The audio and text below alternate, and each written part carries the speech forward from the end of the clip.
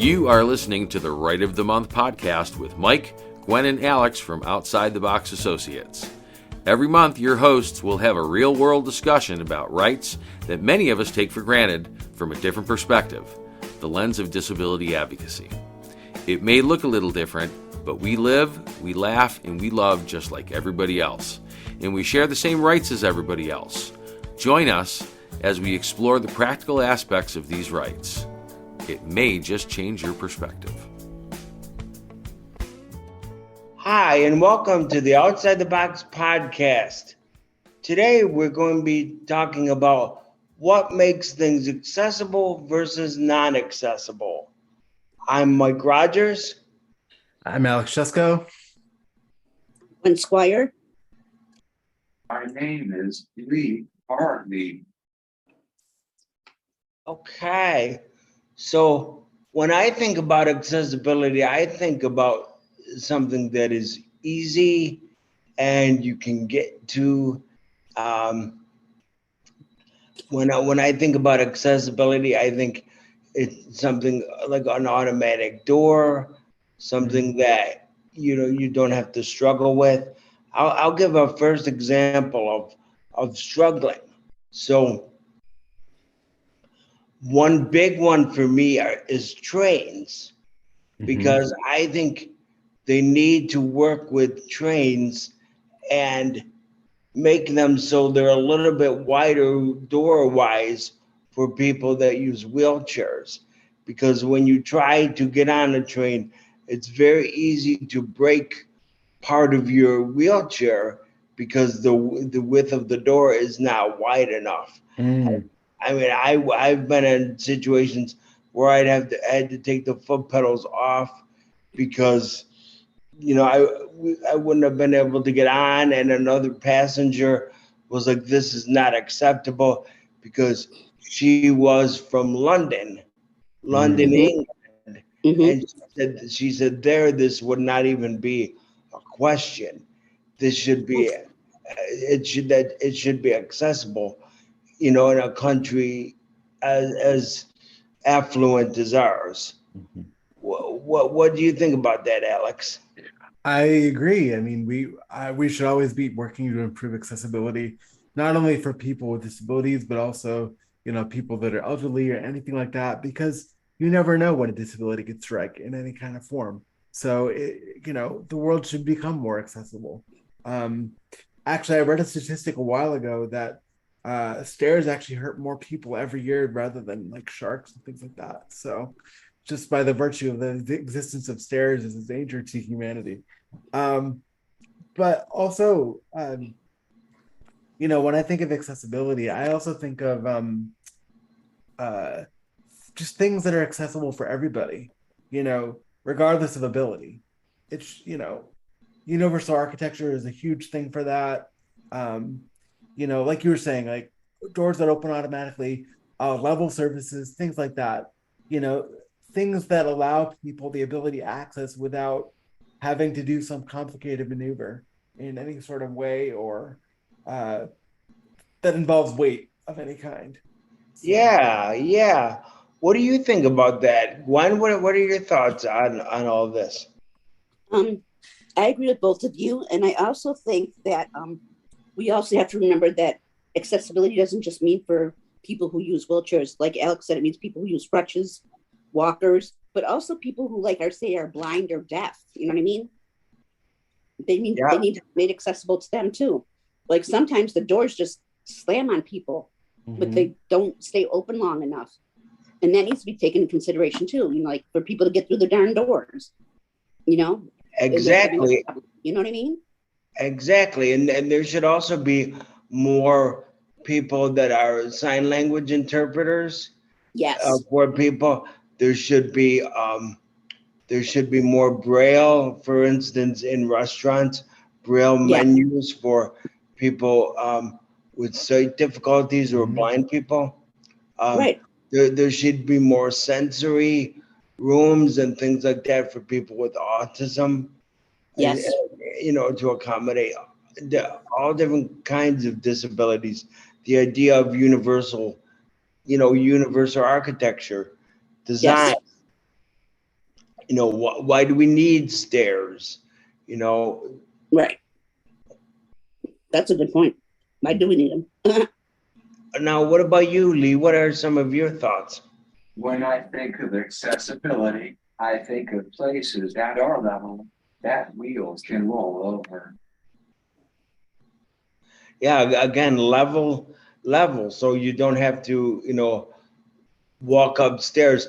I know, Alex, the other day you were talking about escalators, Mm-hmm. the fact that you have moving stairs, Yep. so it's easier for people to walk up the stairs because the stairs are moving. It's like, Yeah. it's kind of ridiculous. It's a combination of the worst two things, both movement and Yeah. and stairs. It's the Yep. worst thing. Yeah, exactly. And even placement of public things like bus stops and everything. I have a story about a bus stop.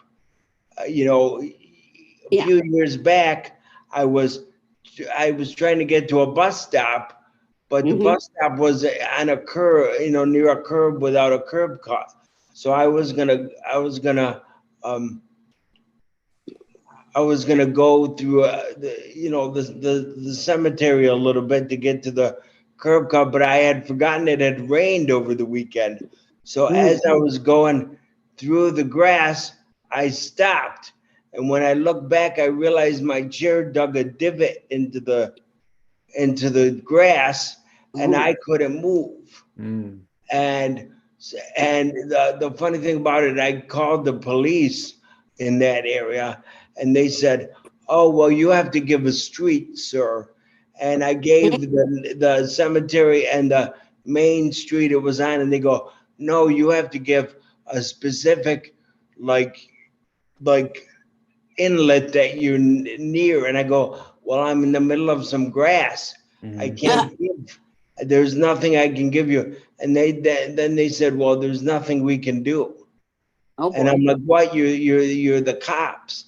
And then Yeah. it turns out that the groundkeepers of the cemetery either must have been called or saw me, and they came and drug me out with this like little all-terrain like golf cart thing with chains on it, and Mhm. and see, and that was all because the surrounding area was not accessible. There Right. shouldn't have been a bus stop near a curb that you can't get to. Right. Yep. So I have an example for you, Mike. sure. The other day I was going outside, and I actually went off the curb of my apartment buildings, locker. I mean, lock, you know what I'm trying to say, the lot, parking lot. Anyway, I'm a person who has some problems with depth perception. So I can't always tell the difference between whether there's a curb there or not, or if it's flat. But my point is, why does it even need to be there? Why couldn't they just make the whole thing like accessible and flat?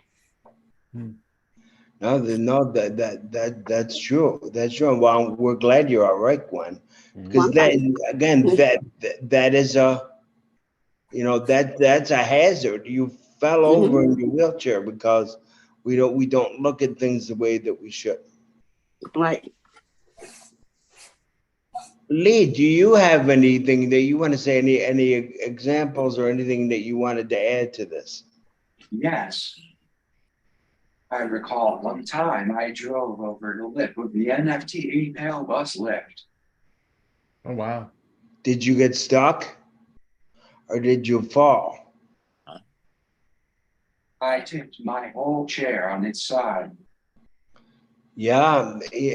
I mean, I think public transportation kind of needs to take a look at that, because that's happened to other people as well as actually tipping off the lift when it's up in the air and different things like that. So I think universally designing things that are not treacherous. Now, Alex, you use crutches. Mm-hmm. Can you talk about you as a crutcher, as we conveniently call each other, because I also use crutches. Can you talk a little bit about that? Yeah. So for me, it's interesting because there's a lot of variables when walking with crutches that a lot of people with other adaptive equipment may not have to think about. One of them is like, uh, any kind of dirt, any kind of grime, any kind of mud, that kind of thing. Yeah, people might have trouble with those, but especially for people on crutches, um, they're a bit more unstable rather than other adaptive equipment like wheelchairs and walkers and things like that because they're more stable. Crutches are less stable, because you only have one point of contact with the ground. Um, so, um, when you're walking with crutches, one of the big things that you're dealing with is balance, like anything else. But uh, when you're using your crutches and you place a crutch on a slippery surface, it's going to slide. And depending on how slippery the substance is, determines whether you slip a little bit or slip a lot and end up falling. So things like water, things like mud, things like ice, those are always a big struggle, uh, not only for the able-bodied community, but for people on crutches as well. Simply because, again, there's only that one point of contact aside from your feet, which in my situation are not so stable sometimes. Um, what was I going to say? But the other thing that people don't think about, and this is something I was thinking about recently, because I was out at the bar. Bars are one of the worst places for people with disabilities in a sense, because, especially those people on crutches, because the floor, people spill their drinks when they're drunk. They get all tipsy and they Yes. spill their drinks. Um, the problem with that is that, when people spill their drinks, two things happen. Number one, the floor gets sticky and the floor gets slippery as well. And depending on where you're standing determines whether you're in a sticky spot or a slippery spot. And sometimes they're so close together that it's really hard to keep standing because you're either sliding one way or sticking another, and it's just like, oh. So that's a huge thing. Another one that a lot of people don't think about is wax floors. When floors are waxed, they're really, really, really slippery. Um, and people know this, but it's especially difficult for people using adaptive equipment because that waxy floor is like ice for those of us that use adaptive equipment. Yeah, I So, remember. I remember growing up. My grandmother would hand wax and wash the floors, and they were linoleum floors, which are shiny anyway. And she wouldn't tell me that she's done doing this, and then I would be going walking my crutches, and then I'd be ice skating across the thing, and half of the time I'd fall, and I'd be like, "Well, you could have told me that right. this was still wet or waxed or whatever." And then another difficulty for me with crutches is asphalt, because when it's wet, it's slippery. A lot of people don't realize that. Where when if concrete is just wet, it's not always slippery, but asphalt is. So I used to always have trouble with that. That and like bathroom rugs because they slip all over. So Yep. Yep. those things. Lee, you have something to say, and then we'll go to Gwen. Would speed bumps help? With speed on top. With speed bumps. No, I think with speed bumps we would just injure more people because there'd be stuff sticking out. Yep. But we appreciate the thought there, Lee. Well, We always love Lee's comedic sense there. I feel like floors of sandpaper would actually be better. Yes, floors with sandpaper or like grit A or texture floor. Yeah. something like that. I agree. Now, Gwen, what do you think would make life easier for you and other people as far as design goes? Well, what in your life did you just say, man, I wish that was just designed a little different? Truthfully, bathrooms, like the slipperiness of it. I remember in my old house, my parents' house, they actually got me a no slip floor kind of tile thing. I just wish people would think about, like you said, Mike, about like when the floor is wet for people to walk on, or even to take your wheelchair on, because wheelchairs can get, go sliding too. Yep. Yeah, yeah. I think people need to really think about universal design, which means everything's designed so that everybody can use it. Yeah. Yes. Oftentimes people say, well, then if you do that, then people aren't going to like it because it's going to be ugly. But Right. if Exactly. if you really look into it, it doesn't have to be ugly. Also, Right. something a lot of people tend to do, which I find rather interesting, is they tend to put rubber down as a way to Right. get things to be more adhesive, I guess is the word. But the problem with that is when rubber gets wet, it gets really, really slippery. And they don't Yes. think Right. about that. Yep. So, Exactly. Oh, they Yeah. don't. It's not porous, so it just collects the moisture or the water. yeah. Exactly. And Yep. then they're like, oh, why did that happen? Well, Yeah. gee, Yeah. yeah, Exactly. yeah. Oh, this is another one you might relate to, Mike. Have you ever had a problem with storm drains? Yeah. Yeah. As far as walking over them, Yes. yes, because Yep. they move and they're like rock back and forth. Yeah. Not only that, but I've walked over them before and my crutch has gone through the grate. Yep. Yes, if it's big enough, your crutch can go. That's why I always tried to like go around them. Yeah, I you was- learn after a while, but it's something people don't think about, you know? Yeah, no. Yep. See, there's a Um, lot of things that you could that in the world that can be changed, Yes. Yep.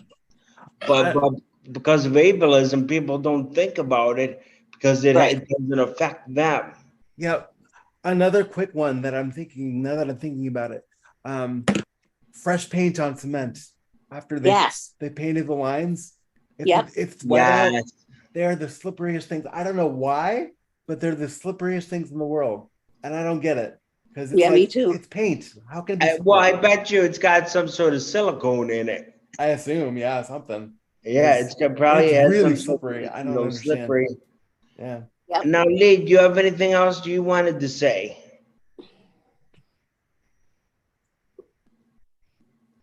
Yes.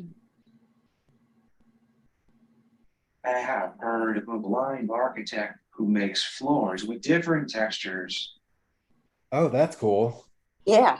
A blind architect who makes floors with different textures.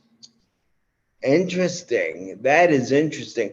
Now, see, that is innovation. That is universal design. I would consider it universal design because it helps people know when the floor changes. So, yep. Yep. Yeah, I like that. That's awesome. Yeah. That's awesome. Yep.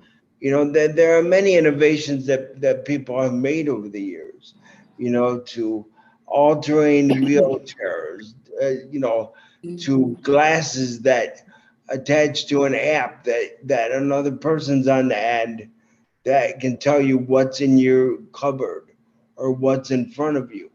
If you have the camera on and different things like that. Mhm. But society has to start realizing that we're here too, Yep. and that Right.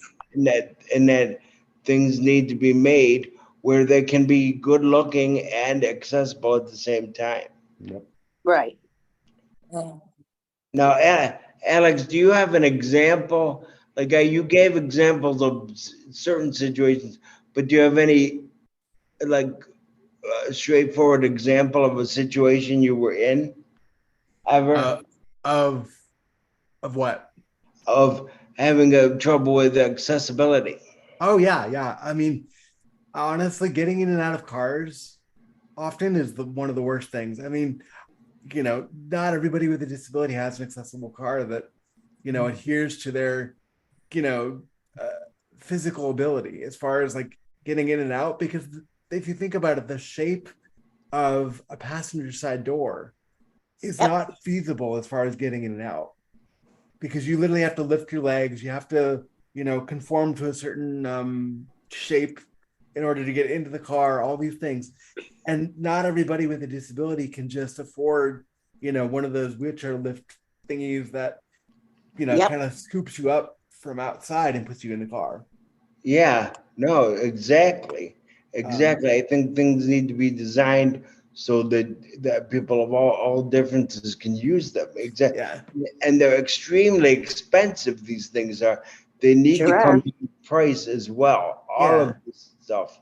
Now, with that said, I will say, I mean, I use Lyft quite a bit to go get around the community and stuff, and that's great. However, a lot of things people don't realize is like if you have a car that's rather narrow, it's harder to get in because that's less space I have to work with in order to move about in order to Yeah. get in the car.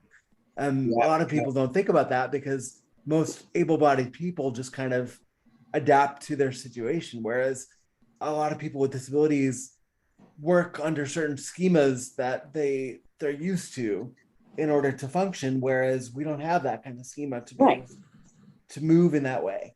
Yeah. Like we can't make our legs go a certain way, like they Yeah. can. Right. Yeah. Yep. Yeah. I mean, we're seeing that with planes. Now there's legislation proposed to make planes accessible for people in wheelchairs where they can come right on in their wheelchair and, use it as a seat, which I think is awesome. Me I think too. that's awesome. Because I don't know about you guys, but I hate those stupid little chairs they put you in to pull you down the aisle. Those aisle seats, or what you call it. Yeah. Well, I'm going to be going on a plane tomorrow, so I'm going to see how it is. Oh, have fun. Good luck with that. You'll be fine. Now, Mike, if you don't mind me asking, when you do that, when you get on a plane, do you just sit in your chair and park it while they fly, or do you actually get in a chair in one of those seats? No, they have to stow your chair away. Okay. And then you have to get in one of the regular seats. Got you. Okay. And then Well, you got to make sure things broke on your chair when they give it back to you. Yeah, because people have had stuff broken on their chair because they're stowing it away in the luggage compartment, basically. Yep. But I think that people really need to really start thinking about about the disability community and the way things are designed, because like in New York State, there still isn't not accessible Uber and Lyft for people that use wheelchair. And people say that to me all the time. Oh, just use a Uber or a Lyft. And I'm like, well, they're not accessible yet. Exactly. Yeah. Yeah. So, I don't think I've come across an accessible car yet that's for Lyft or Uber that is accessible. I mean, they're all just able-bodied car situations. well, I know in some states they do have them, that they brokered that deal or whatever it is. Mm-hmm. But I know it has not happened here yet. Yeah. In New York State. But Alex, we wanted to, we're nearing the end now, so we wanted to promote an event, in the spirit of inclusion. Mm-hmm. That's kind of what Outside the Box is all about. Do you want to tell our listeners what that event is all about? Absolutely. So we have an event coming up on the 23rd of September, which is a Saturday from 10 to noon. It's Muddy Wheels Accessible Outdoors. It's at Rhinestone Woods Nature Preserve, which is at 93 Honorine Drive, Depew, New York. We're going to be talking about Leave No Trace and discussing some survival, quote unquote, for the outdoors and things like that. And we're just going to be hiking together on their paths and on the trails. The reason why I'm bringing this up now is because much of the trail is very, very accessible. There's not a lot of issues. And if it's muddy, they just warn you not to go certain ways and things like that. So even if it is muddy, it's still accessible because there's multiple trails, multiple routes. It's really, really great. They have one scooter that people can use for right now to get around the trails. I used it myself. I went last week or the week before and used it because I wanted to try it out. It did wonderfully. It's a really wide scooter that has a really good battery. It's really, really functional. It was a lot of fun. And Jim and I had a blast. It was great. Yeah, it was a really good time. And we So really, come on out and enjoy the outdoors with us, because we definitely believe that people with disabilities, as much as people with disabilities can enjoy the outdoors as much as the able-bodied community, and we want to show that. So be a part of the community. If you aren't allowed to discriminate against one, you can be allowed to discriminate against us all. Yep. Absolutely. 100% agree. So that's the event that's going on. Please join us for that. If you're interested, please RSVP to ostbassociates@gmail.com. Again, that's ostbassociates, ASSOIATES@gmail.com. Or go to our website at ostbwny.com. So check us out. And with that, does anybody have any final thoughts? No, just to thank everybody for listening. We really Awesome. appreciate it. Thanks. Awesome. You guys have a great, wonderful evening, and I'll talk to you guys soon. You Bye. too. You've been listening to the Right of the Month podcast with Mike, Alex, and Gwen from Outside the Box Associates. The Right of the Month podcast airs every Thursday and Saturday evening at 8 p.m. Eastern here on Heartability Radio. Listen on Live 365 or www.heartabilityradio.com. We'll see you next time.